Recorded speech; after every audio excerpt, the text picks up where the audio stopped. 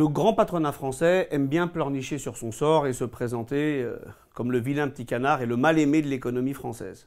Pourtant, la réalité est tout autre et en 2018, les entreprises du CAC 40 ont redistribué 57 milliards de dividendes à leurs actionnaires et elles avaient réalisé 89 milliards de profits sur la même année. Cette richesse considérable est très mal répartie. L'ONG Oxfam a pointé qu'entre 2009 et 2016, 5% seulement des bénéfices des entreprises du CAC 40 ont été fléchés vers les salaires, alors que 67% de ces mêmes profits étaient destinés aux dividendes des actionnaires. Les politiques libérales n'ont fait que renforcer cette hégémonie du capital sur le travail à travers la flat tax qui a réduit considérablement la taxation du capital, à travers le CICE. 3 milliards de CICE l'année dernière ont bénéficié aux entreprises du CAC 40 et à travers également les exonérations de cotisations pour les entreprises du CAC qui se sont élevées à 6 milliards d'euros. Autant de milliards qui ont été distribués pour favoriser les dividendes et non pas les salaires. Pourtant, l'augmentation des salaires est une priorité.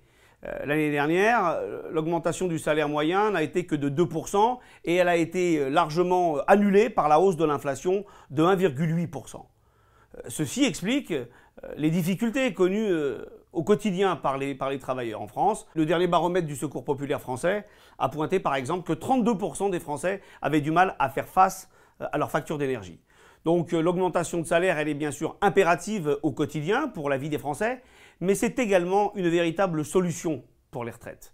À l'heure où le gouvernement veut imposer des reculs scélérats, soi-disant pour sauver les retraites, il propose de la sueur, des larmes, des sacrifices aux salariés en France à travers l'odieuse réforme par points, la prise en compte de toute la carrière, des mesures particulièrement inacceptables pour les femmes, pour les précaires, à travers l'abrogation également des régimes spéciaux. Pourtant, encore une fois, les salaires en amont de la retraite sont la solution priorisée, préférée par la CGT pour rendre notre système encore plus généreux et encore plus solidaire. En effet, si on augmentait d'1% les salaires, on abonderait les caisses de la sécurité sociale de 3,6 milliards d'euros. Si on les augmentait, ces salaires, de 5%, on abonderait les caisses de la sécurité sociale de 18 milliards d'euros.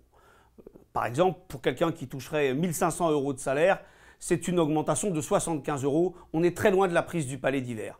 Voilà donc quelque chose de totalement viable, de totalement réalisable, mais qui nécessite bien évidemment d'exiger une autre répartition des richesses. Et comme quoi, effectivement, l'horizon des retraites n'est pas forcément celui d'une régression, mais bien au contraire de conquêtes nouvelles.